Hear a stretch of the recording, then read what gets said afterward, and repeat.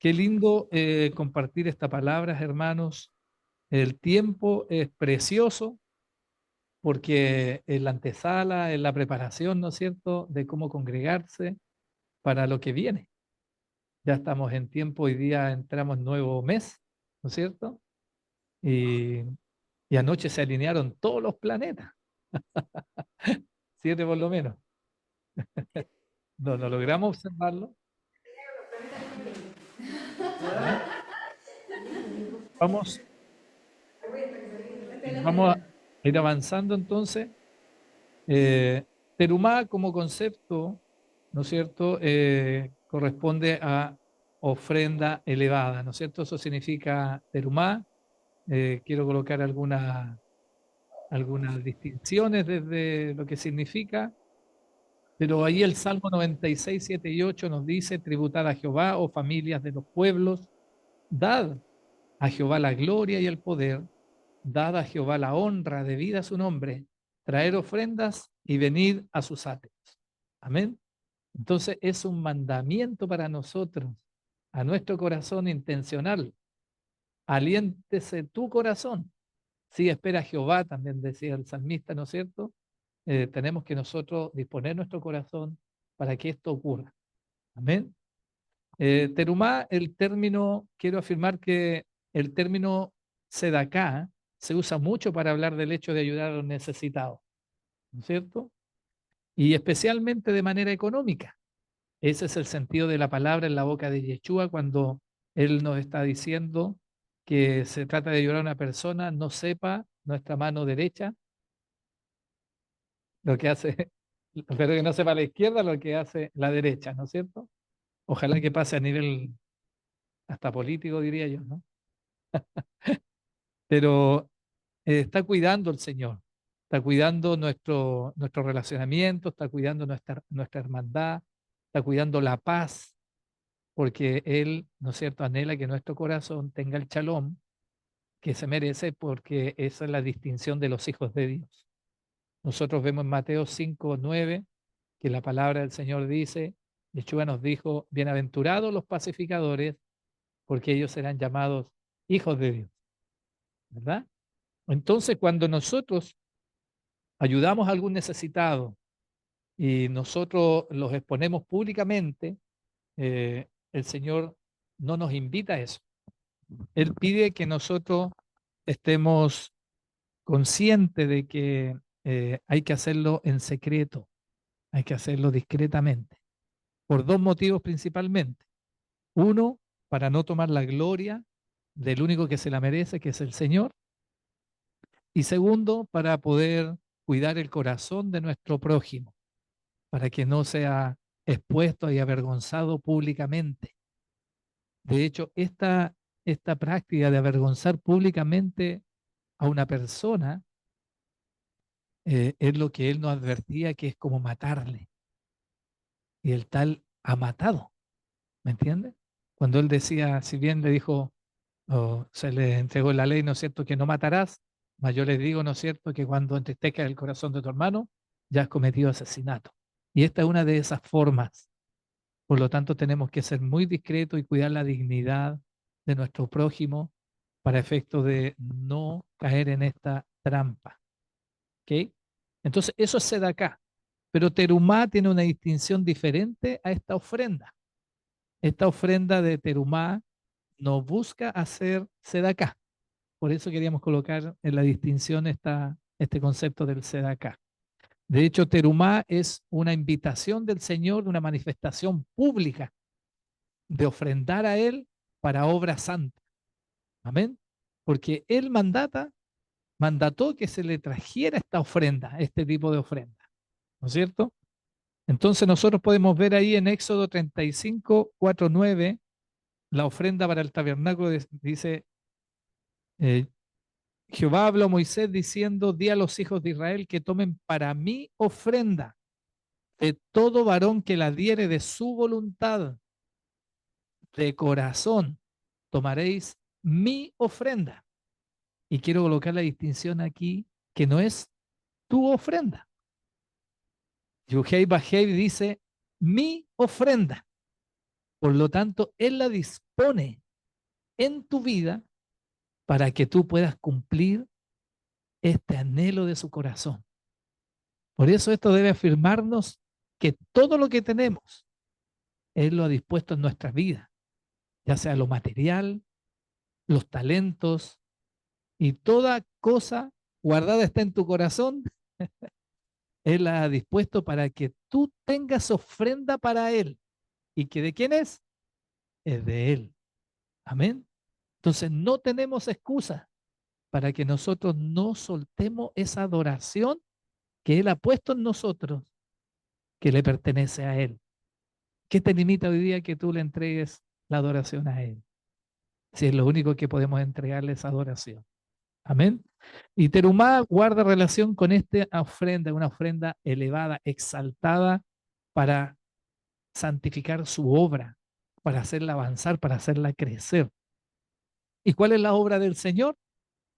Restaurar todas las cosas.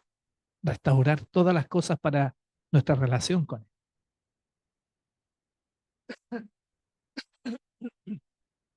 Perdón. Contexto de Terumá, quiero compartir un poco de contexto. En Éxodo 25:8, él declaró, hazme un santuario para que yo habite entre ellos. Amén. Comprendamos que lo que él está invitando es que no es que le construyamos el santuario para que él viva en el santuario, sino que para que él habite en medio de su pueblo. Él dice que él ama habitar en medio de la alabanza de su pueblo y ahí él le envía bendición. Amén.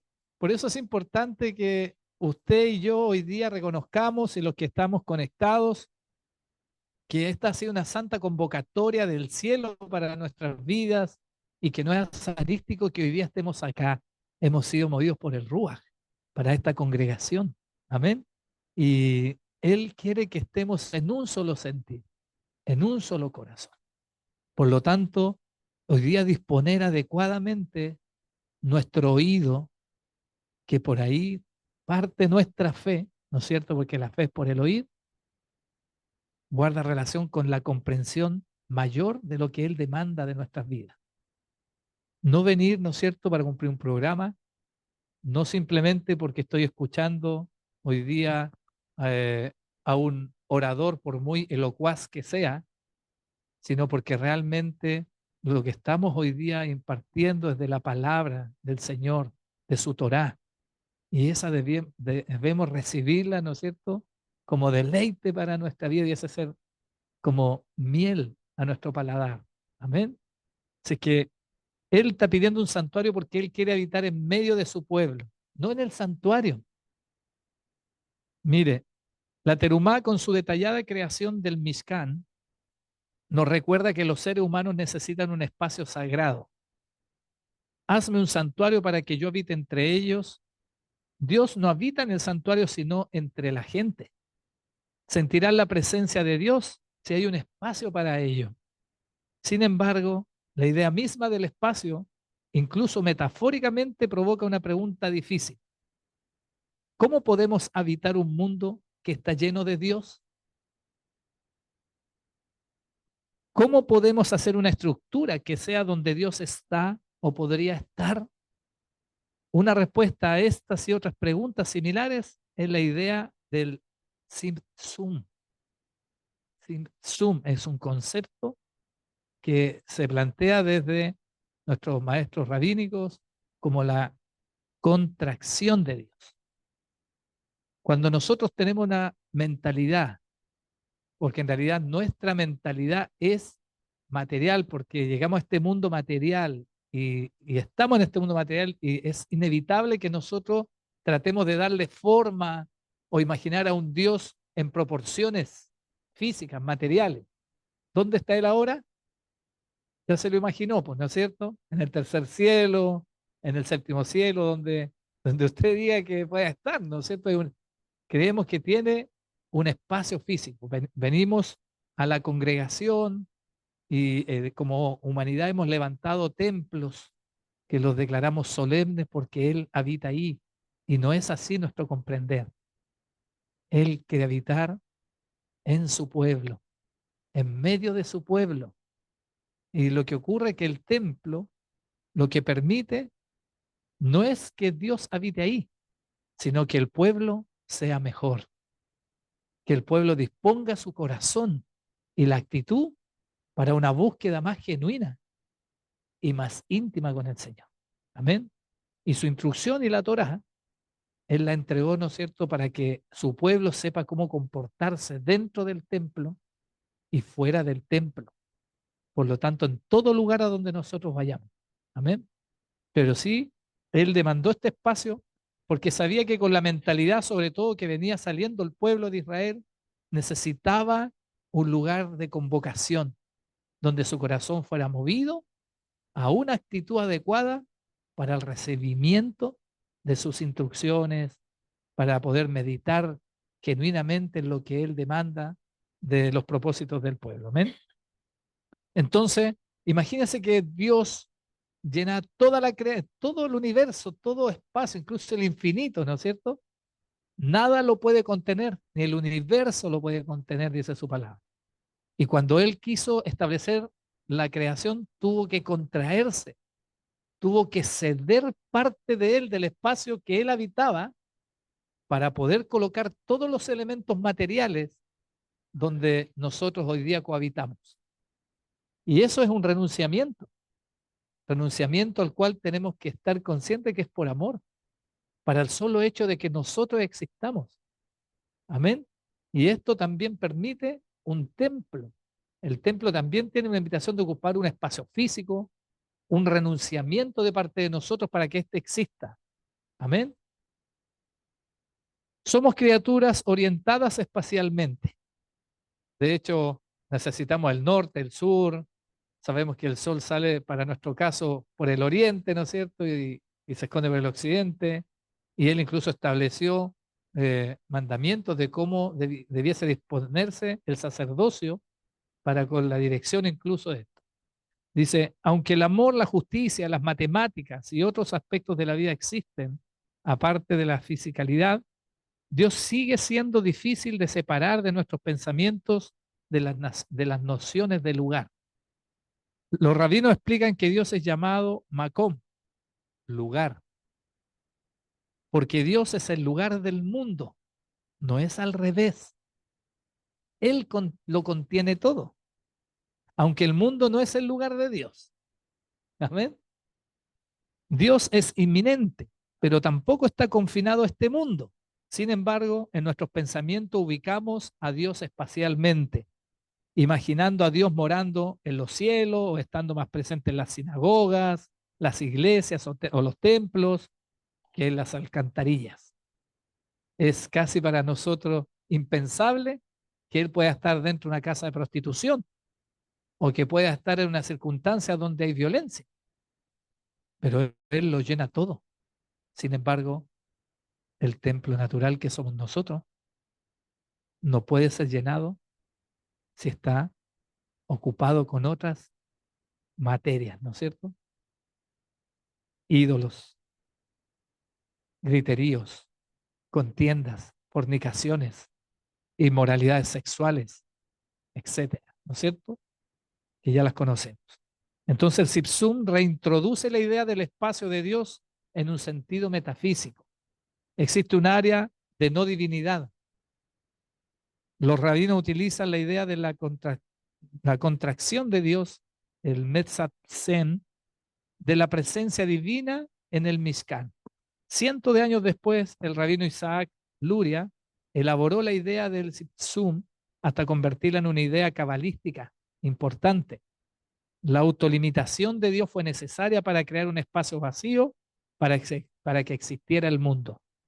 Ejemplo es el libro de Esther, que significa oculta. ¿No es cierto? Eso significa el nombre, el libro, el nombre de Esther.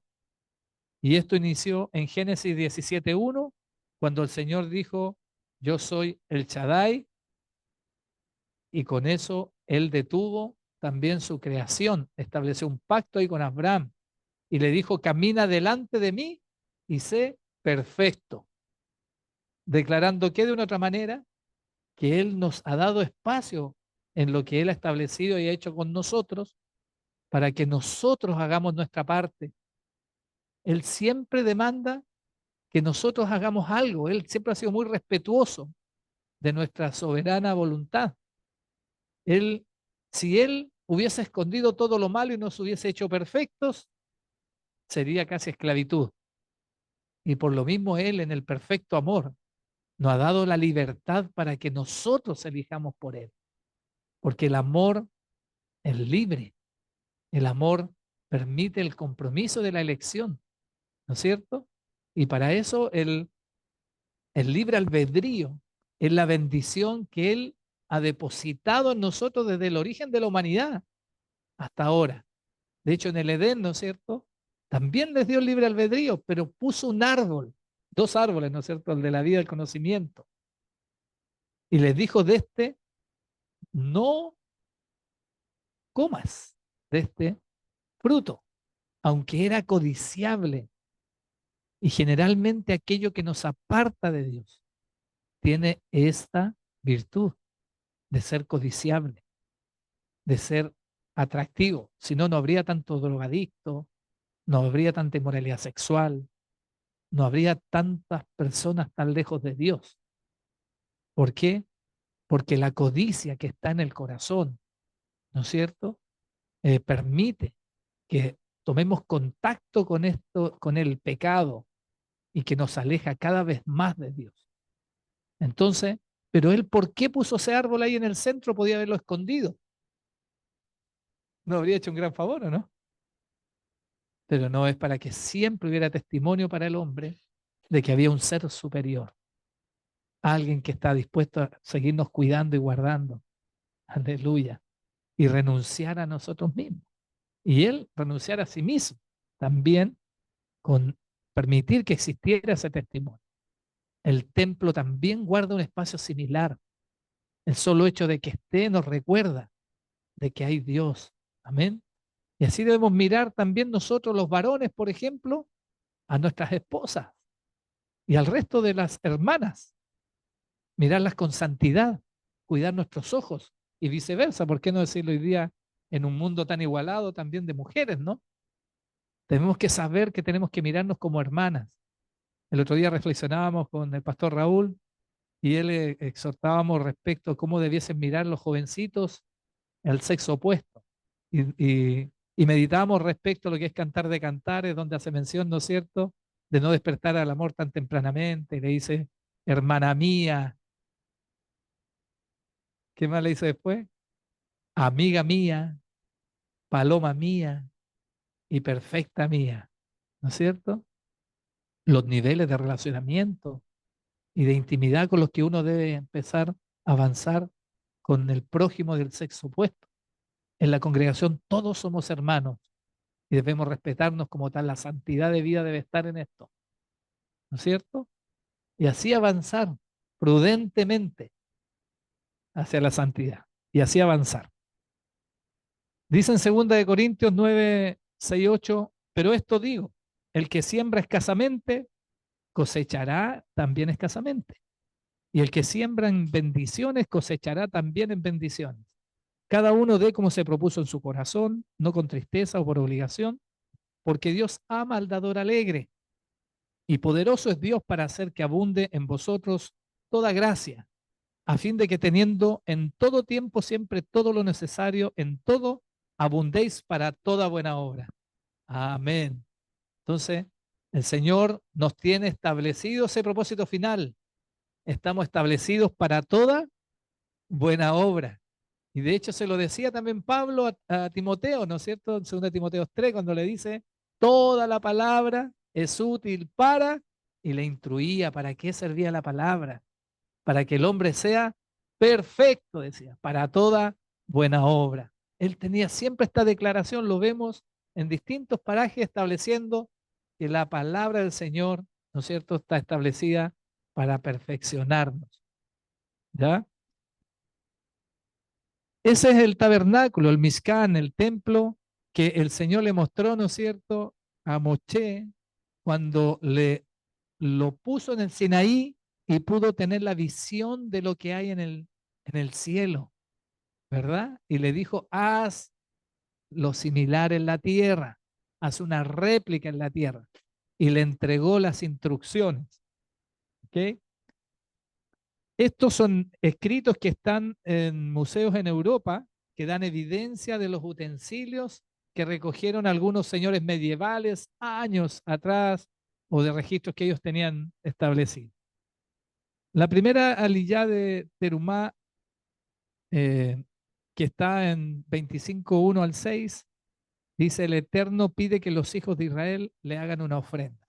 Ya aclaramos, ¿no es cierto?, que no es una ofrenda eh, de beneficencia, no es acá, sino que es una ofrenda elevada, una ofrenda visible, que sea pública, que incentive a la obra del Señor. Amén. La segunda lilla, que está en 25:17 al 30, habla de lo que hay que hacer una cubierta de oro con dos querubines de oro colocados en los dos extremos encima, con sus dos alas extendidas hacia arriba y su rostro enfrentándose el uno al otro hacia la cubierta. Eso es la arca de la alianza, ¿no es cierto? Y el propiciatorio. La tercera lilla, que la encontramos desde el versículo 31 al 14, el candelabro se hará de oro puro, todo batido con base, caño, cálices, botones y flores. El, el techo del tabernáculo se hará de 10 cortinas de lino trenzado, lana azul, lana púrpura y lana carmesí, con querubines de labor de diseñador. En la cuarta ya vimos que, ya pasamos al capítulo 26, desde la tercera a la cuarta, se harán maderos para el tabernáculo de acacia, de madera de acacia, de 10 codos por 1,5 codos. Cada madero tendrá 2 espigas paralelas, una con la otra, ¿no es cierto? Una madera que no da fruto. Importante, esos eran los materiales que el Señor usaba. No usaba madera de árboles que fueran frondosos y dieran fruto. En la quinta lilla podemos ver que hay que hacer un velo. 4 pilares de acacia cubiertos de oro puestos sobre 4 basas de plata sujetarán el velo. Detrás del velo, que separará entre el lugar santo y el lugar santísimo, estará el arca. La cubierta se colocará sobre el arca. La mesa será colocada fuera del velo en el lado norte y el candelabro frente a la mesa en el lado sur. Amén. Entonces, aclaro ahí ese velo que separaba el lugar santo, el lugar santísimo. Es una puerta, ¿no es cierto? ¿Cómo se llamaba esa puerta? La vida, la vida. Recordemos que cada una de estas telas que reflejaban puertas que estaban en el Mishkan, que separaban el altar de sacrificio del lugar santo y del lugar santísimo, eran consideradas 3 puertas. Y esas puertas se llamaban el camino, la verdad y la vida. Amén. Por eso cuando Yeshua declaraba esto públicamente y decía: yo soy el camino, la verdad y la vida, y nadie va al Padre si no es por mí, wow, todos ellos entendían lo que él estaba diciendo, ¿no es cierto? Porque reconocían esto. Sexta lilla, hay que hacer un altar de madera hueco recubierto de cobre. Cada esquina tendrá un cuerno, se harán sus utensilios, todo se hará conforme a lo que le mostró a Moché en la montaña. Y la séptima lilla, la pasita ahí nos compartía: el atrio tendrá cortinas de lino trenzado sujetadas con 20 pilares y 20 basas de cobre. El lado oeste del atrio tendrá cortinas de 50 codos sujetadas con 10 pilares sobre 10 basas. El lado este será de 50 codos, con 15 codos de cortinas por uno y otro lado, sujetadas con 3 pilares sobre 3 basas. El portal del atrio tendrá una pantalla de 20 codos de labor de recamador y sujetada por 4 pilares sobre 4 basas. La altura del atrio será de 5 codos y todos sus utensilios serán de cobre.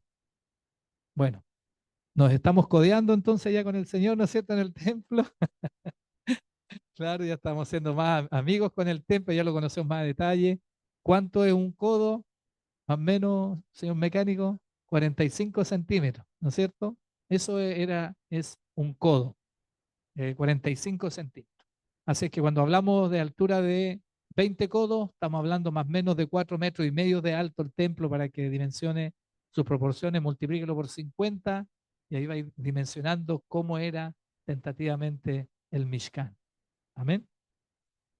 Bueno, si nos damos cuenta, esta instrucción que da el Señor es construir el Mishkan, el templo, desde adentro hacia afuera, ¿verdad? Desde adentro hacia afuera.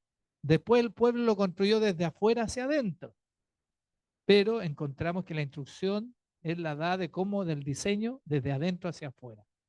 Y así hace la obra el Señor en nuestras vidas.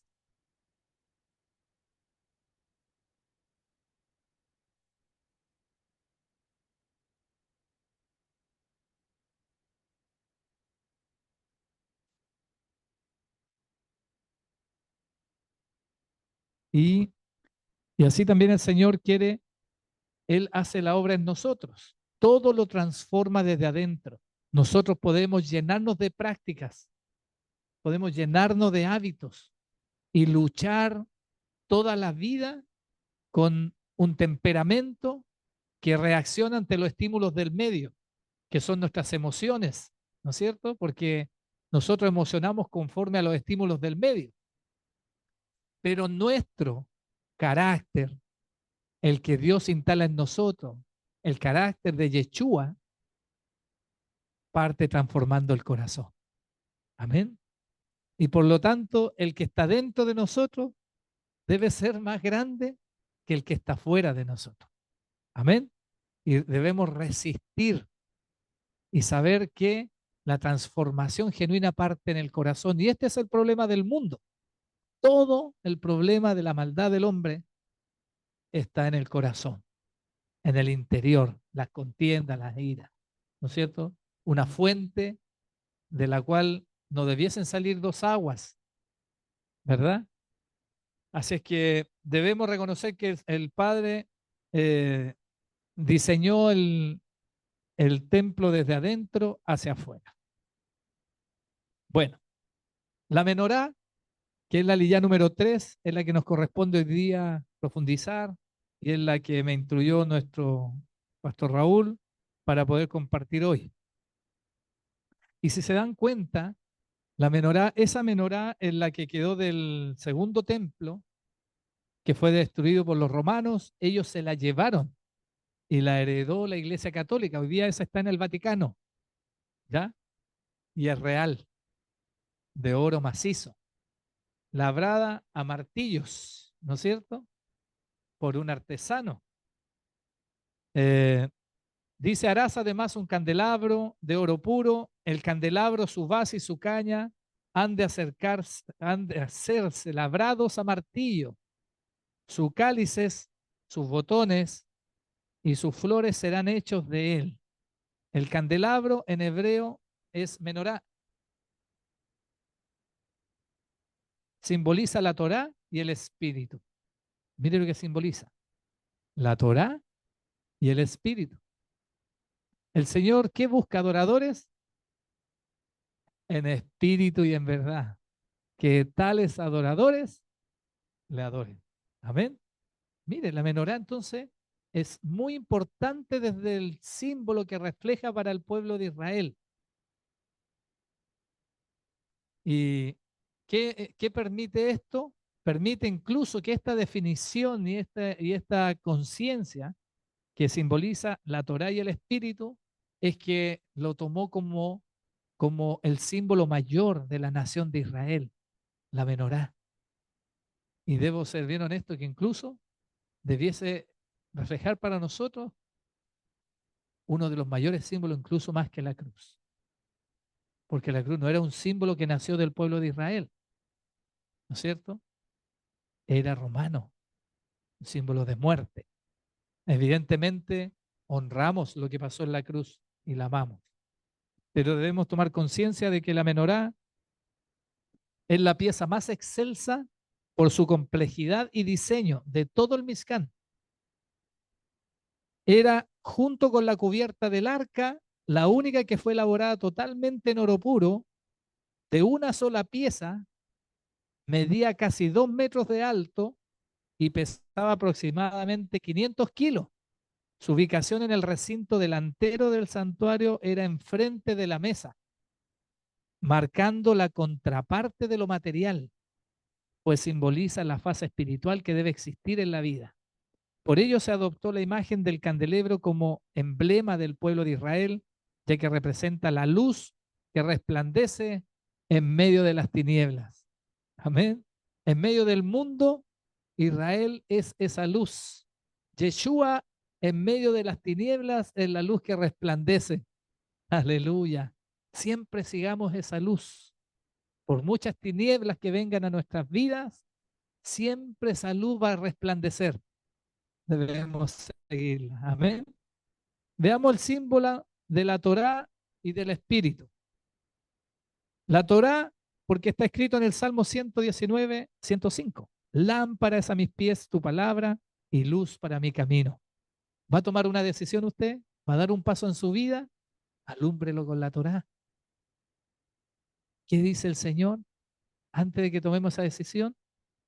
Amén. Alumbra nuestro camino. Y en Proverbios 6:23 está escrito, porque el mandamiento es lámpara y la instrucción luz y camino de vida las reprensiones de la instrucción.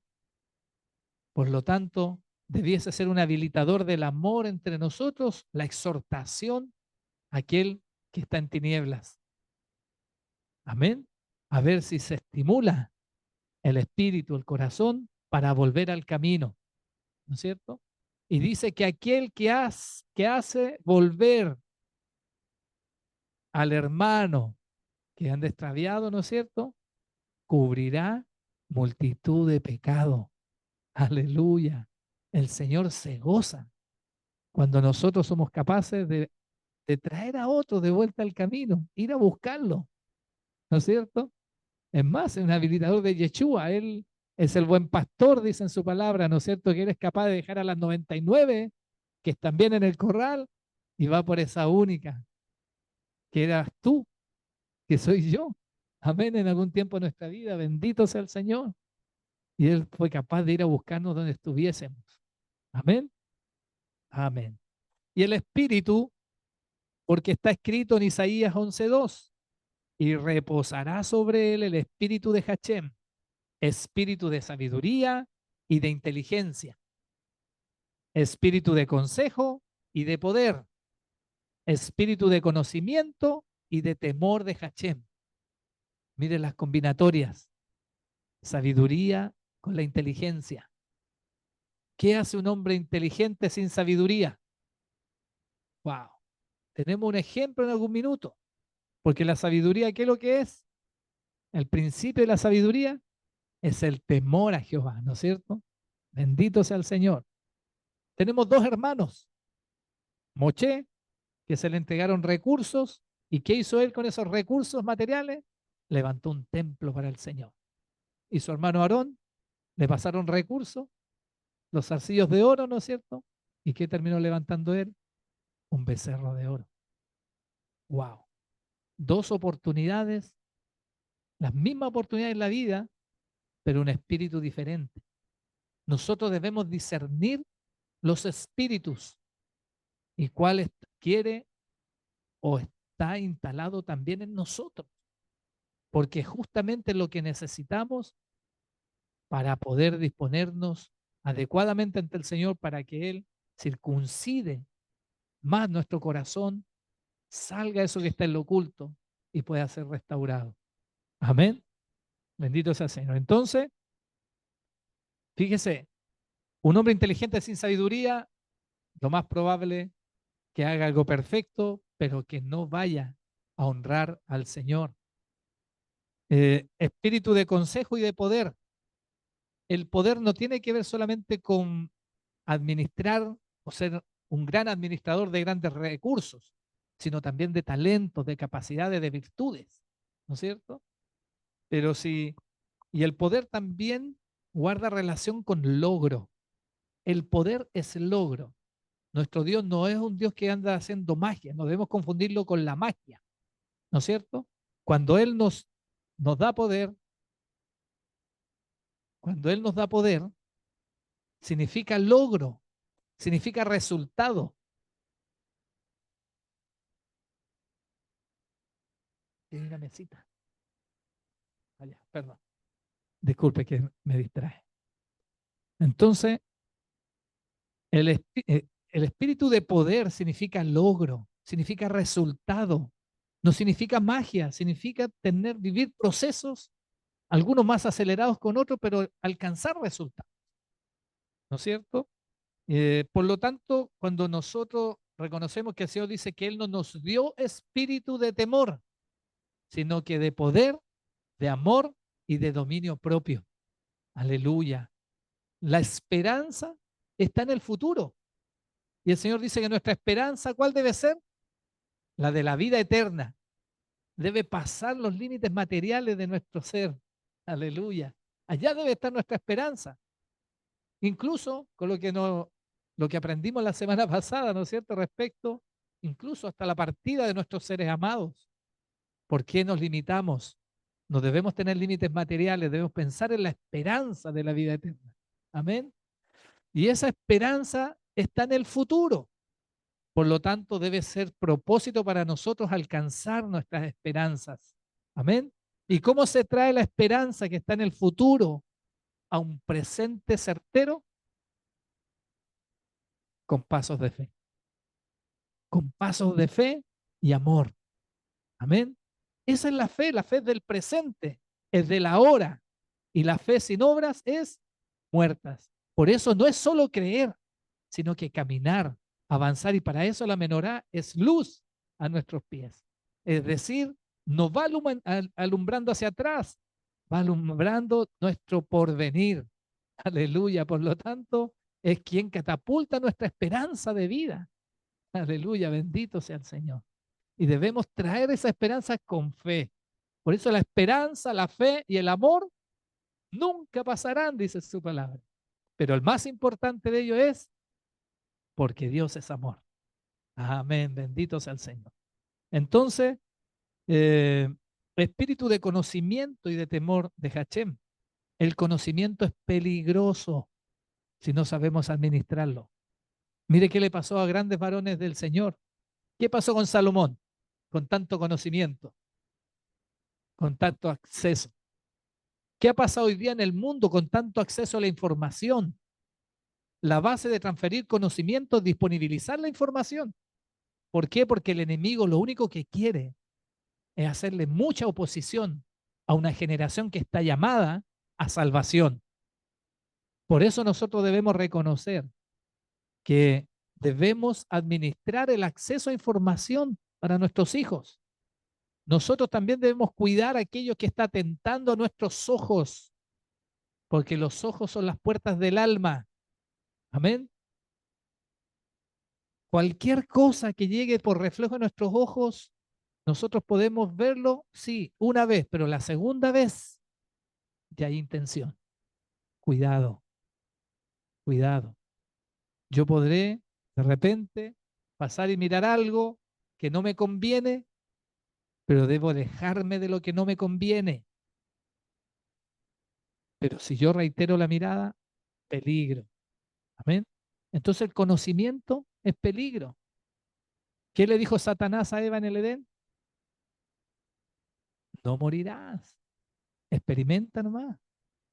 Experimenta, prueba el fruto que es codiciable. ¿No es cierto? No vas a morir. El querer tener experiencias fuera del diseño de Dios para conocer es la tentación. Y muchas veces nos cuesta muchísimo y hasta nos duele en la carne el resistir al diablo y a la tentación que nadie nos tienta. En nuestra propia naturaleza, dice el Señor, ¿no es cierto? Porque el Señor no tienta a nadie. Son nuestras propias concupiscencias, dice la palabra del Señor, es decir, nuestras propias pasiones desordenadas. Nadie tienta a nadie. Es nuestra naturaleza pecaminosa que habita en esta carne. Por eso tenemos que nosotros tomar ciertas distancias de conocer cosas. Si tan solo yo hubiese sabido a temprana edad esto, pero el Señor ha permitido salir de condición deplorable espiritual. Ni siquiera tenía el derecho a estar dentro del tarro de la basura.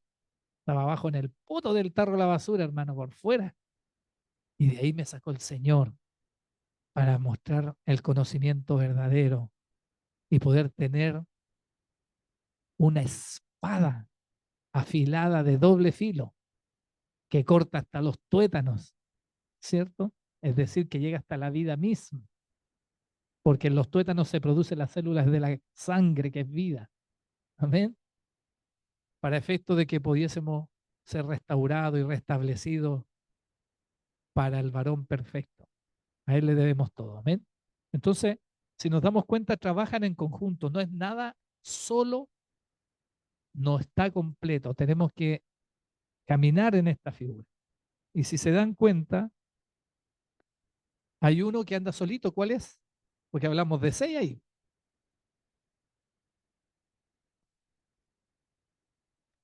El Espíritu de Jehová. Amén. Entonces, menorá es igual Torah, ¿no es cierto? Y Torah igual Yeshua, ¿no es cierto? Jesús, la luz del mundo.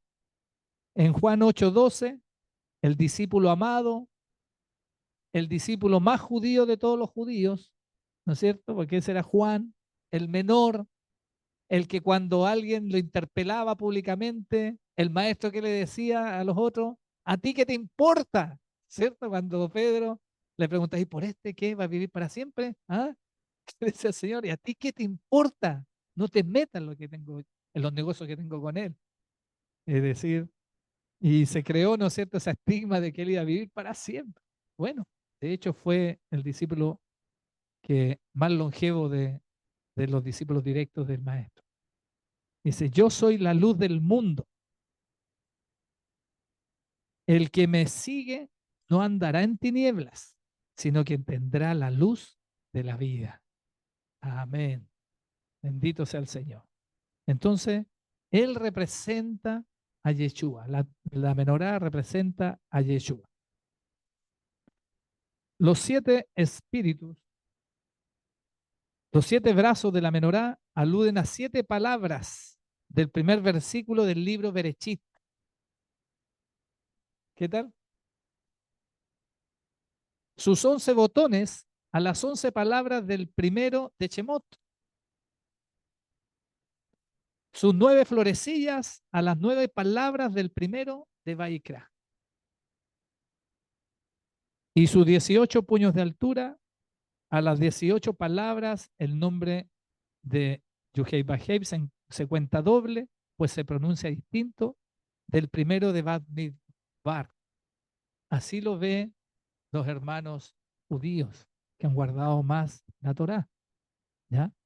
Eso representa el símbolo. Por eso dicen ellos, cuando ellos ven la menorá, ellos empiezan a ver los primeros versículos de cada uno de los libros de la Torá. Y así ellos se conectan con la instrucción del Padre. Amén.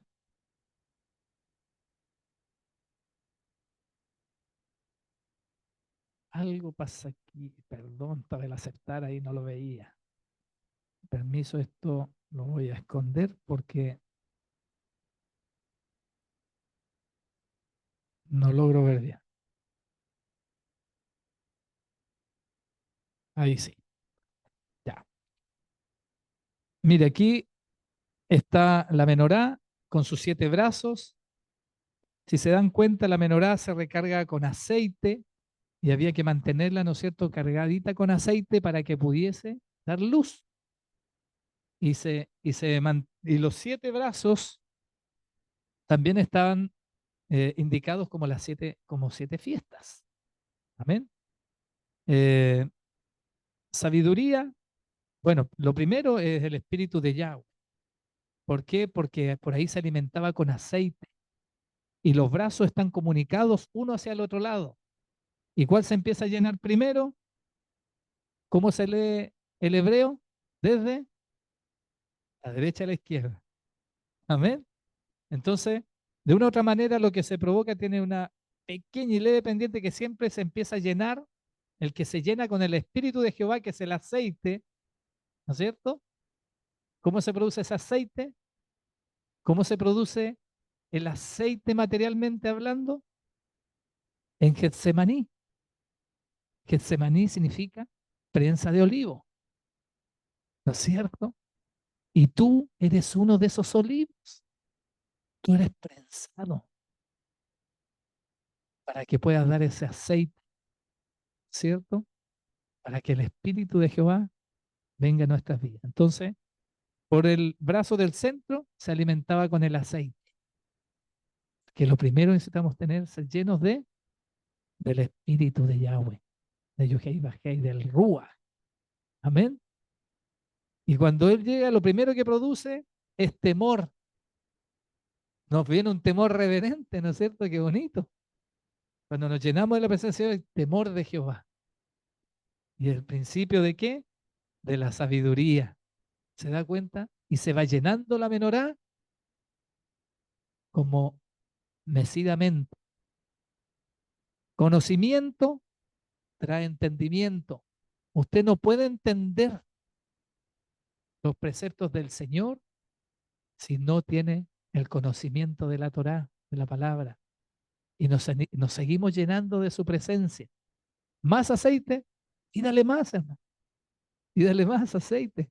Si nos falta conocimiento, nos falta entendimiento, nos falta el espíritu de qué? De poder. No hay nada imposible para el Señor, ¿no es cierto? Y debemos pedir el espíritu de poder. Pero ¿cómo es el espíritu? Nace el espíritu de poder siendo agradecidos, siendo agradecidos. Incluso si viene más aceite del cual tenemos que ser llenos, que son pruebas, porque es necesario que el justo pase por diversas, muchas. Agustín, di muchas. Amén. Pero de todas ellas te librará el Señor. No sé lo que pasó ahí, pero algo salió del corazón. Amén. Muchas. Poder. Poder del Señor está descendiendo para tu vida hoy día. Amén. Y recibiréis poder. ¿Cuándo? Cuando hayáis recibido el Espíritu de Yahweh.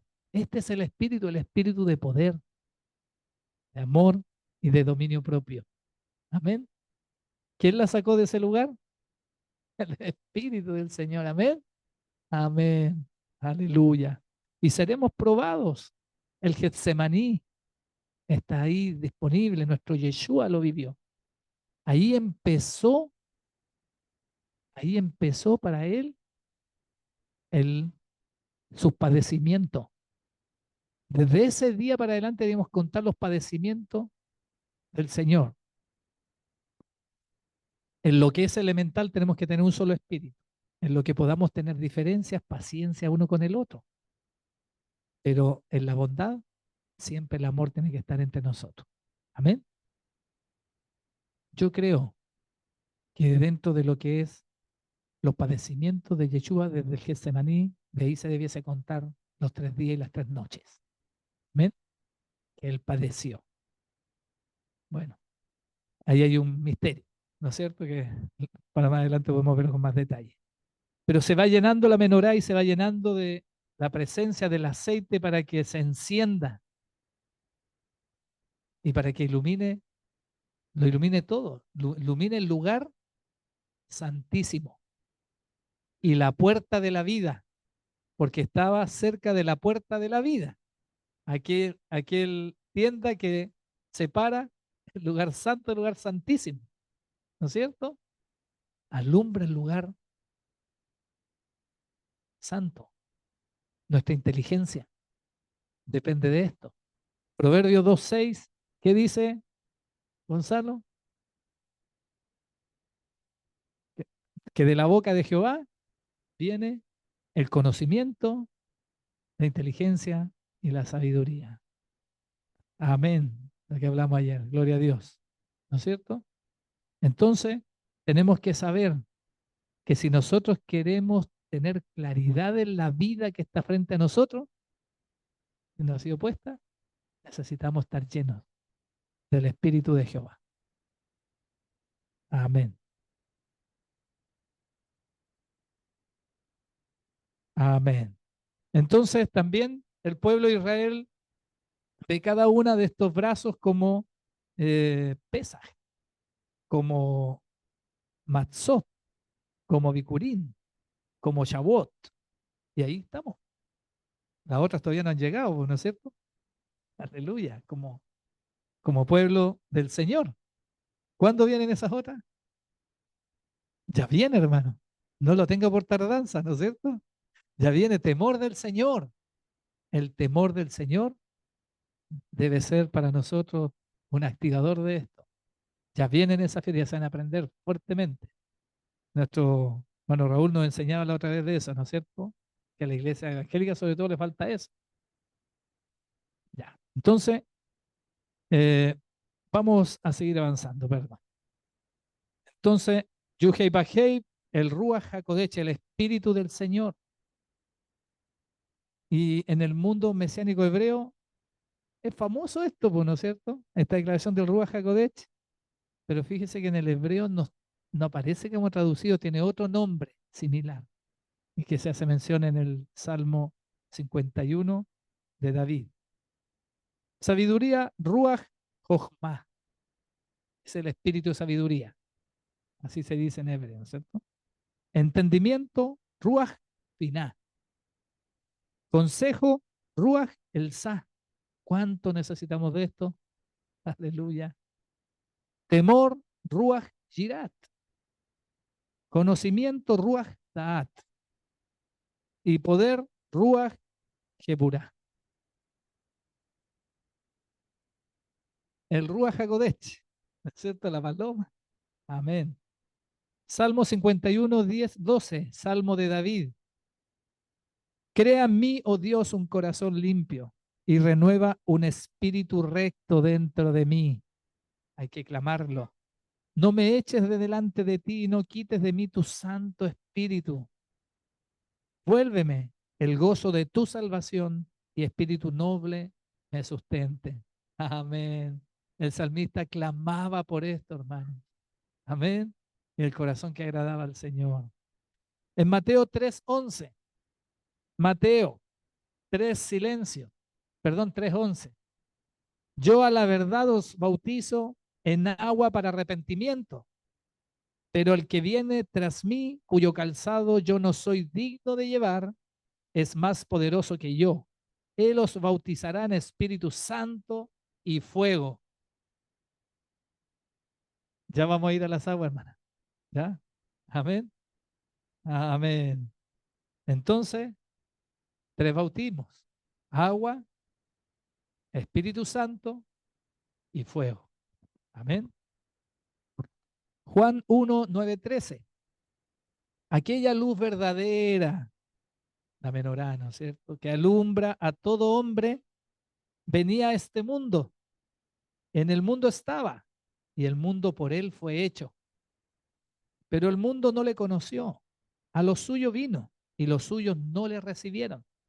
Mas a todos los que le recibieron, a los que creen en su nombre, les dio potestad de ser hechos hijos de Dios, los cuales no son engendrados de sangre, ni de voluntad de carne, ni de voluntad de varón, sino de Dios.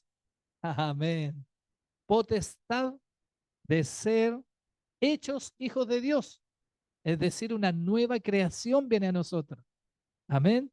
Y potestad es un concepto legal que significa deberes y derechos. ¿Sí o no, señor abogado? Amén. Eso es tener potestad. Nuestros hijos tienen potestad en nuestra casa y debemos entender este principio. Ellos tienen deberes, pero también tienen derechos.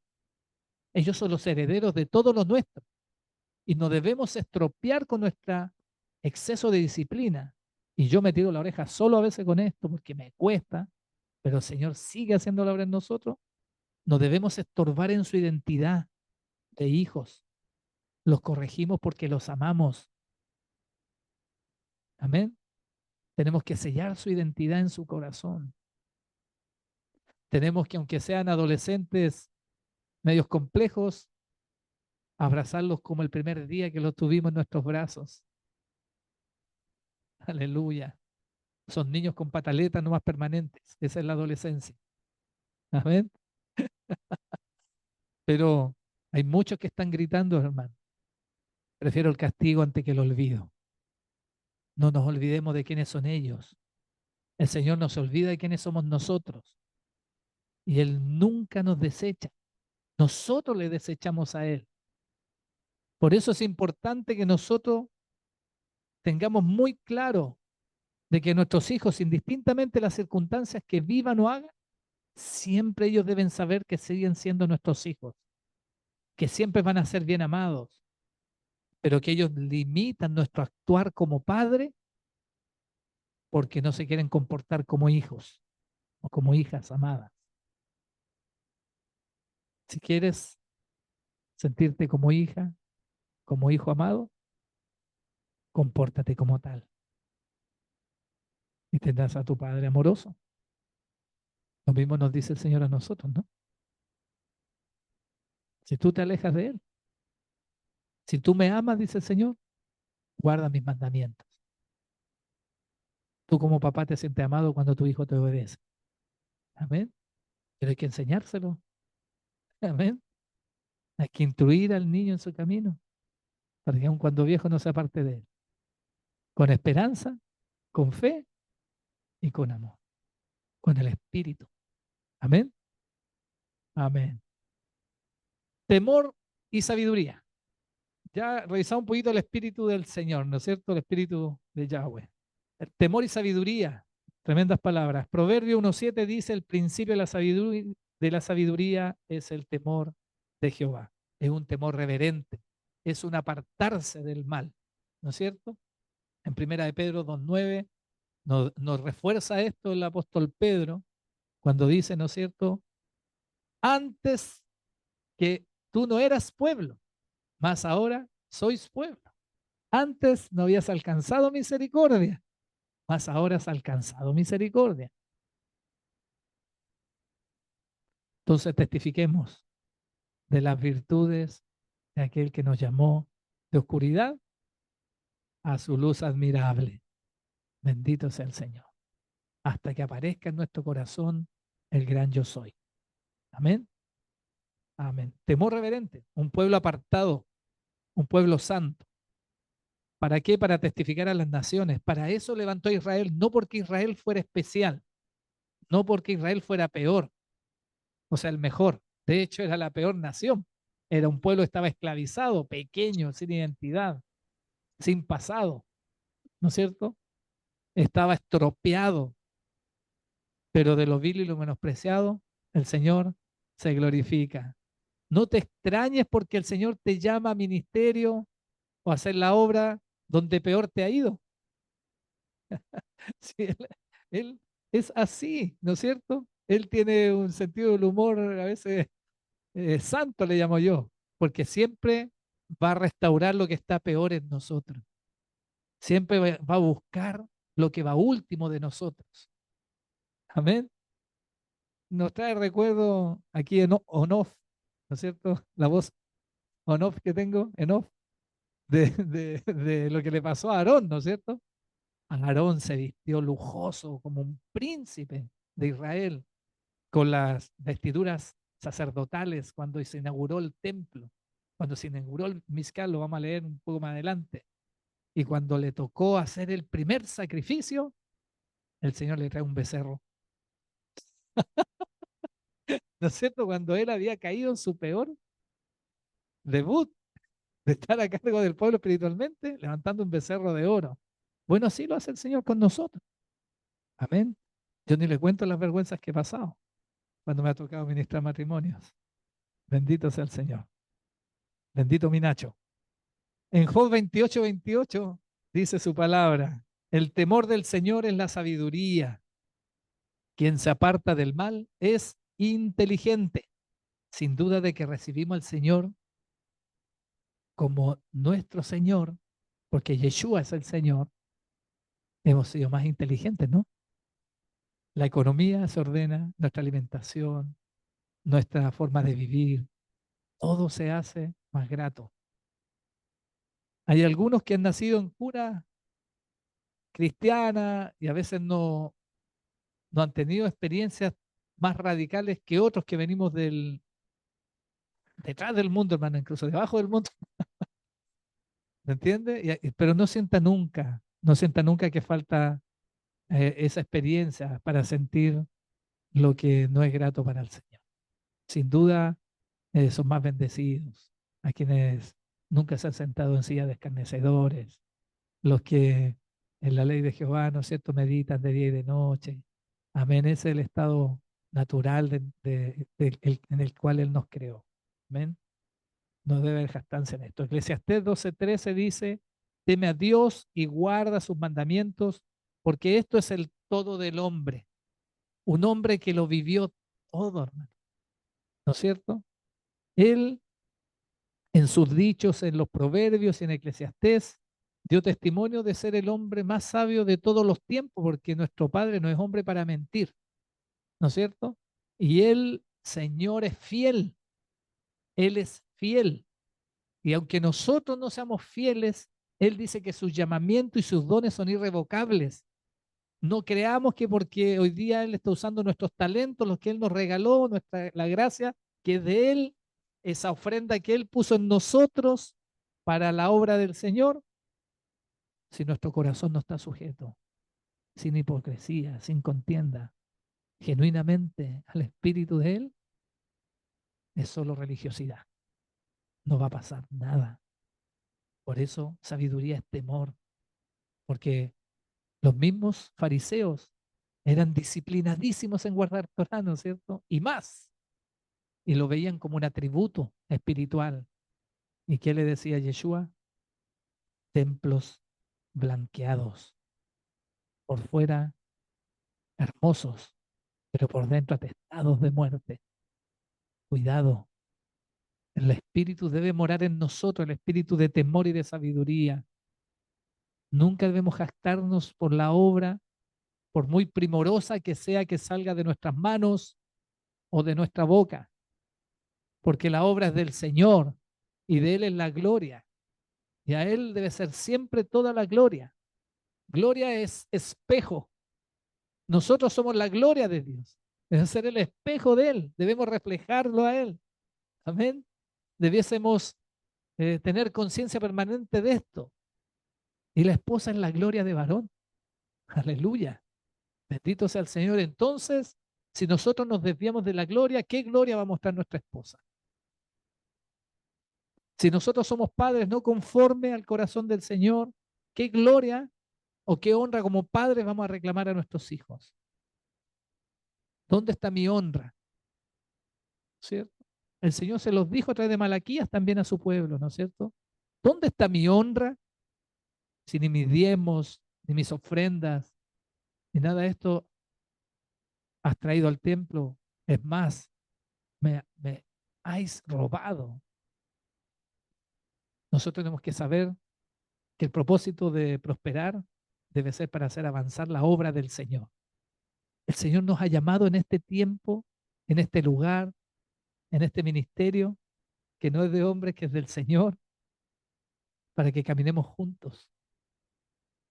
¿Qué vamos a hacer? ¿Hasta dónde nos va a llevar el Señor? Tenemos que tener temor y ser sabios. Amén. Ser temerosos y ser sabios. Mire, tres ejemplos de temor al Señor y de sabiduría. David, me encanta David, hermano. Me representan tantas cosas. No sé, yo creo que a todos, pero más el Señor. Pero mire, David no entró como rey a Jerusalén.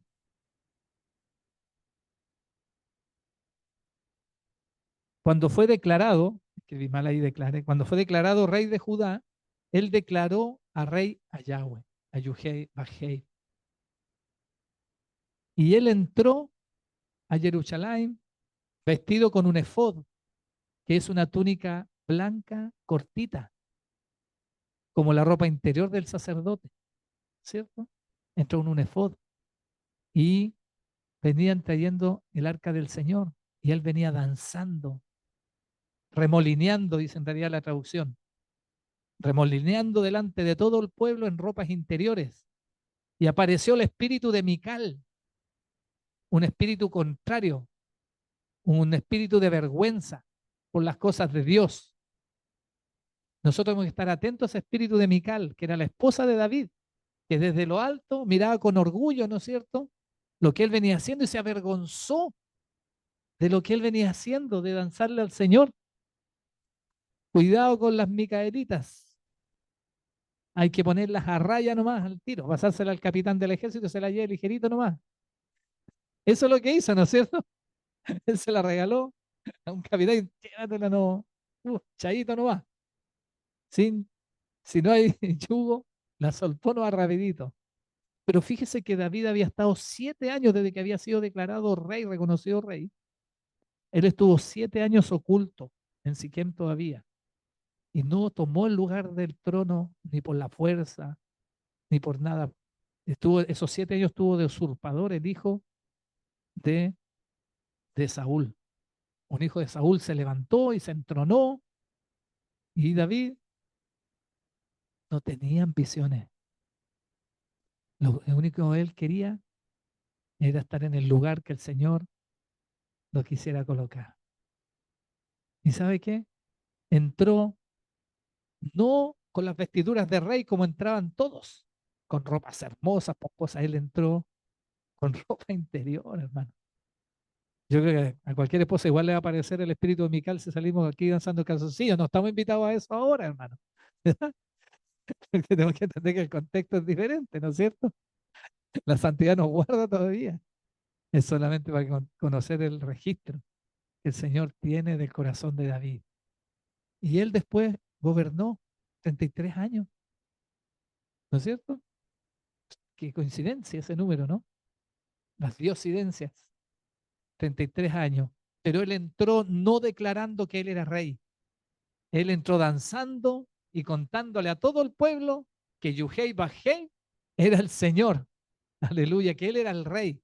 Y entró cantando el Salmo 24, 7, 7 y 8, puse en extracto aquí, él decía, y alzad las cabezas, oh puertas eternas, y vendrá el Rey de Gloria. ¿Quién es el Rey de Gloria?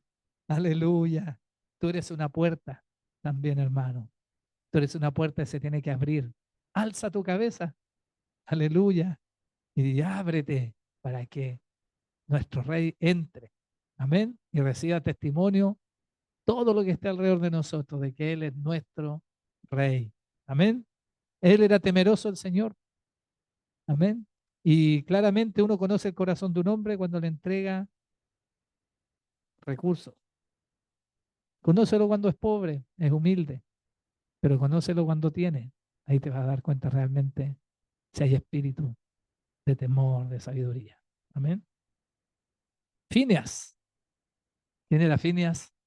Nieto de Aarón. El número 2578 dice, al verlo Fineas, hijo de Eleazar, hijo del sacerdote Aarón, se levantó de en medio de la congregación, tomó una lanza en su mano y fue tras el israelita a la tienda y atravesó a ambos con su lanza, al israelita y a la mujer por su vientre. Así cesó la mortandad entre los hijos de Israel. ¡Wow! Las madianitas había sido la segunda oleada de tratar de detener al pueblo del Señor, ya que Balaam y Balac no habían podido maldecir al pueblo de Dios porque lo que Dios bendice nada lo puede maldecir. Amén. Y usted está bendito para la gloria del Señor. Pero sí generó estrategia, la inmoralidad sexual. Siempre ha hecho caer a los hombres de Dios. ¿Ven? Así que tenemos que guardarnos de esto. Y fíjese que llegaron las madianitas ahí alrededor del Mishkan. ¿Y cuál era el mandato? Que ningún extraño se debía acercar ahí. ¿Qué debían hacer los levitas? Matarlos. Esa era la instrucción. Eso dice el Levítico, ¿no es cierto? Que ese era el rol también de los que acampaban alrededor del templo, del Mishkan. Y resulta que cuando uno lee este capítulo, hasta Moisés lloraba porque las madianitas se paseaban, yo creo que no en efod, por la afuera y acercándose al templo. Y hubo uno que fue celoso, que tuvo temor del Señor. Y cuando viene el temor al Señor, hacemos lo que corresponde. Ujú. Amén. Ese fue un amén bien firme, ¿no? Gloria a Dios. Y asaeteó al que estaba en fornicación. Y cesó la mortandad. Y el corazón del Señor se gozó. ¿Y qué hizo el Señor al tiro con él? Pacto. El Señor pacta al tiro. ¿Y un pacto cuál fue? Que de él se iba a heredar el sacerdocio arónico. Y nunca iba a faltar sacerdote en su familia. Amén. Un linaje escogido para ser sacerdocio santo. Amén. Bendito sea el Señor. Qué bonito testimonio nos entregó Fineas. Cornelio, ¿no es cierto? Soldado romano de poder, un hombre de poder, un hombre en esos años venía bajito de quién, casi del gobernador. Y él, en Hechos 10, 1:4 nos testifica, dice, había en Cesarea un hombre llamado Cornelio, centurión de la compañía llamada La Italiana.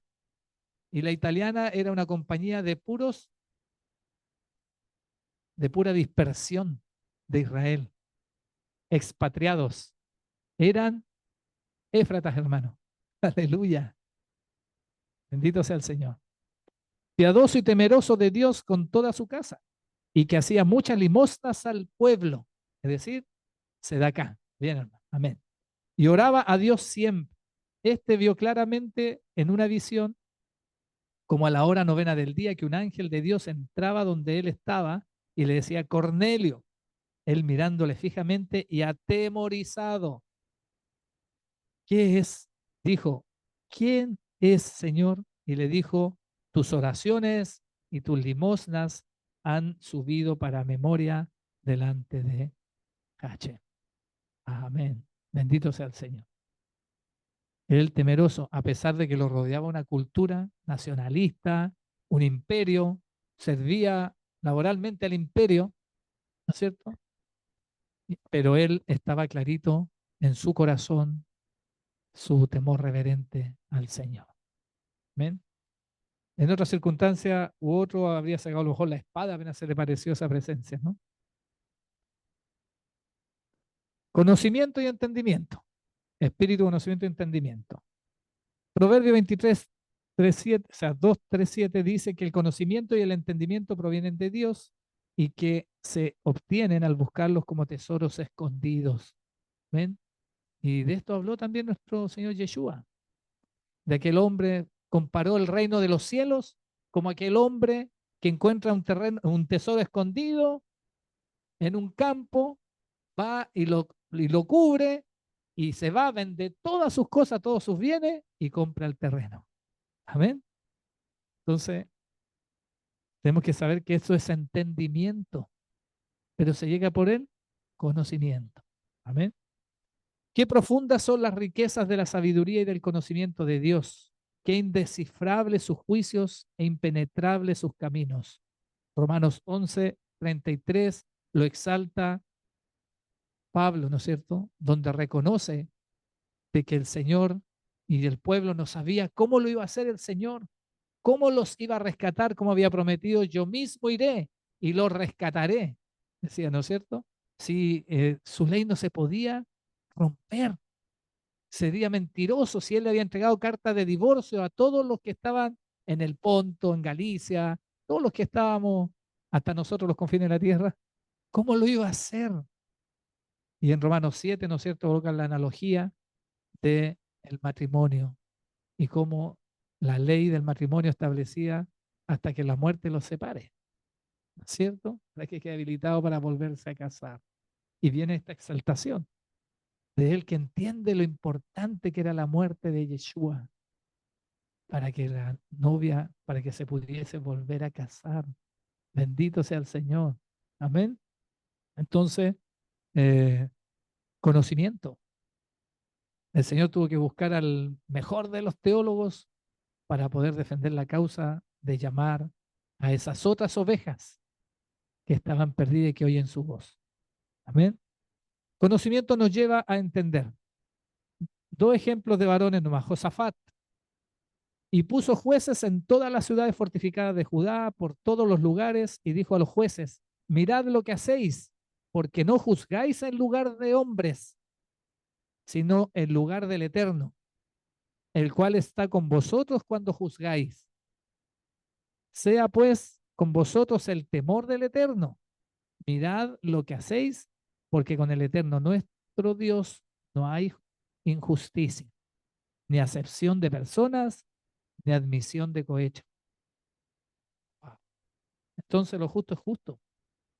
Cuidado, la paga del pecado es muerte, le dice él de otra manera a los jueces. No juzgan ustedes, los lleva a un espíritu, ese es un espíritu, ¿no es cierto?, de entendimiento. Era al rey y llamó a conciencia de qué estaban juzgando. Oseas 4:6 dice que el pueblo perece por falta de conocimiento. Bueno, eso todo ya lo entendemos perfecto, ¿no es cierto? Dice Oseas 6:6, se dice, porque más me deleito en la lealtad que en el sacrificio, y más en el conocimiento de Dios que en los holocaustos. Amén. Y también Yeshua le decía esto a los fariseos cuando le cobraban, ¿no es cierto?, por esas prácticas adicionales a la palabra, y el que les decía, ¿cuándo aprenderéis? Misericordia quiero y no sacrificio. Amén. Y nosotros debemos también estar conscientes en esto, que el espíritu de amor que mora en nosotros debe ser superior y nos debe dar entendimiento que los hijos a veces no están todavía en la convicción porque están en un proceso formativo, que nuestros compañeros de trabajo no han tenido un testimonio, que si el Señor nos ha revelado algo antes, debe ser para preservación de vida, no para que lo juzguemos a aquellos que ignorantemente nos han maltratado. Por eso hoy día el Espíritu del Señor también tiene que visitarnos a nosotros, a ustedes, los que han sido a veces vituperados por causa de mi nombre. Aleluya, recibirán consolación. Y la palabra permite esto. Amén. Poder y consejo. Pero Sansón permaneció acostado hasta la medianoche, se levantó y tomando las puertas de la ciudad, eh, se me corrió ahí la palabra, las arrancó junto con las trancas. Entonces se la echó a los hombros y la llevó hasta la cumbre del monte que está en Hebrón. Vemos, ¿no es cierto?, la vida de Sansón, que permanentemente venía un espíritu de poder que se traducía en fuerza, ¿no es cierto? Pero qué triste, un hombre elegido con virtudes de parte del Señor, únicas, exclusivas para esos tiempos, que desde el vientre de su madre había sido proclamado santo para el Señor, no tuviese la visión clara. Y tanto perseveró en no alcanzar la visión para su vida que le terminaron sacando los ojos. ¿No es cierto? Es como el corazón de Faraón, que se le da una y otra oportunidad, y ¿qué termina haciendo el Padre? Endureciendo su corazón, aceptando en decir, ¿esta es tu voluntad? Ok. Entonces, el espíritu de poder y de consejo permite que nosotros tengamos discernimiento santo, que entendamos qué es lo que nos conviene y qué es lo que no nos conviene. Si no lo tenemos, es porque no lo hemos pedido, es porque no lo hemos buscado, es porque no hemos dejado que la menorá alumbre nuestro caminar. Todo lo puedo en Cristo que me fortalece, dice Filipenses 4:13. ¿Quién lo decía esto? Uno que había estado instalado en el templo comandando la misión, uno que había, ¿cuántas veces había naufragado Pablo? ¿Cuántas veces lo habían apedreado? Hasta casi la muerte, yo creo que resucitó por ahí un par de veces. Lo mordieron víboras venenosas, ¿no es cierto? Donde todos los locales esperaban que se inflara hasta que reventara. A uno que le cortaron la cabeza. O sea, un hombre que por causa del nombre del Señor puede decir esto, todo lo puedo en Cristo me fortalece. Y nosotros a veces no queremos pasar las penalidades de la perfección de nuestro carácter, de nuestro ser. Tenemos que ser sabios en él. Amén. Recibir consejos santos. En el consejo multitud hay sabiduría, ¿no es cierto? El orgulloso no pide consejo. El orgulloso no ama la reprensión. El que es sabio ama la reprensión, la corrección. Por eso tenemos que disponer nuestro corazón para llenarnos de los espíritus que Dios quiere que nos llenemos. ¿Amén? No temas porque yo estoy contigo. No tengas miedo porque yo soy tu Dios, te fortaleceré y también te ayudaré. También te sustentaré con la diestra de mi justicia. Isaías 41:10. Pero los que esperan en el Señor renovarán sus fuerzas, se remontarán como las águilas, correrán y no se cansarán, caminarán y no se fatigarán. Bendito sea el Señor. Juan 8:12. Yeshua dice que Él es la luz del mundo. Otra vez Yeshua les habló diciendo, yo soy la luz del mundo, el que me sigue no andará en tinieblas, sino que tendrá la luz de la vida. En Mateo 5:14, vosotros sois la luz del mundo. Una ciudad asentada sobre un monte no se puede esconder. Amén. Entonces ahí se asoma la potestad de Dios, ¿no es cierto? La potestad de ser hijo. Hay un mandato en esto. También tenemos la promesa en Ezequiel, y pondré dentro de vosotros mi ruaj, espíritu, y haré que andéis en mis estatutos y guardéis mis preceptos y los pongáis por obras. Ezequiel 36:27. Él tiene que poner su espíritu dentro de nosotros para que obedezcamos su Torah. Esa es la llenura. Aún estando nosotros muertos en pecados, nos dio vida juntamente con Mashiach. Por gracia sois salvos, y juntamente con Él nos resucitó. Y asimismo nos hizo sentar en los lugares celestiales con Yeshua Hamashiach, para mostrar en los siglos venideros las abundantes riquezas de su gracia, en su bondad para con nosotros, en Yeshua Hamashiach. Efesios 2:5-7. En 26:1 también Estaliano decía, mandataba al pueblo, harás el techo del tabernáculo de 10 cortinas de lino trenzado, lana azul, lana púrpura y lana carmesí, con querubines de labor de diseñador lo harás. Eh, Según el Talmud y otros, en cada hilo había 4 fibras, una de lino y 3 de lana, y cada hilo era sextuple, trenzado con 6 hebras. 4 fibras fueron trenzadas juntas y así se formaban 24 obras por hilo. Los querubines fueron tejidos en la tela, en las hebras, perdón. Hemos visto cómo se ha establecido un pacto matrimonial entre la palabra del Eterno Israel.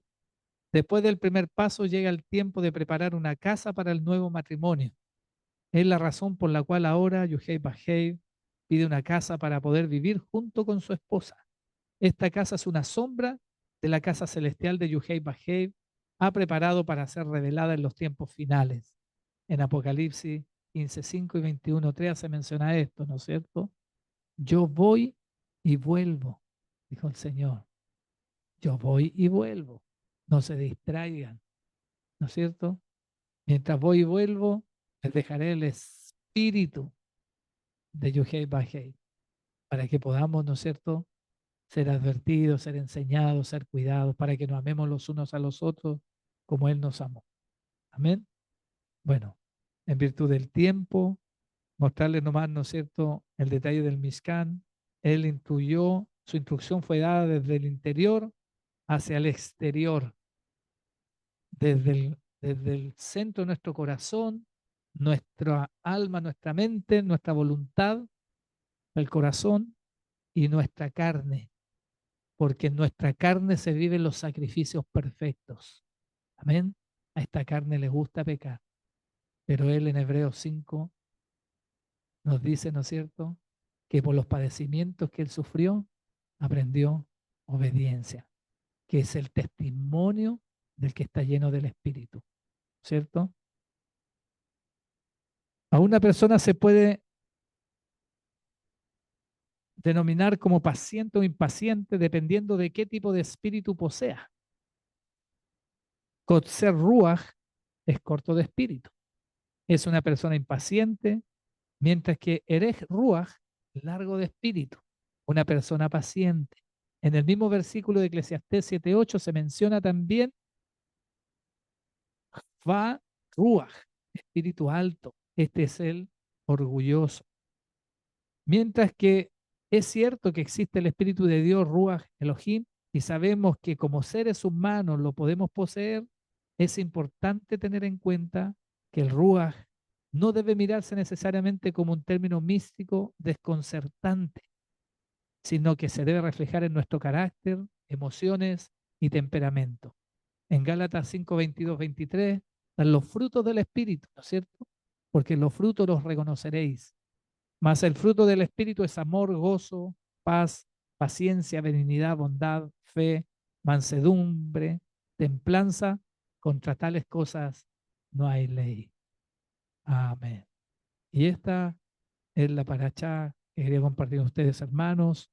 Eh, Dios les bendiga y queda abierto el micrófono para comentarios. Shabbat shalom.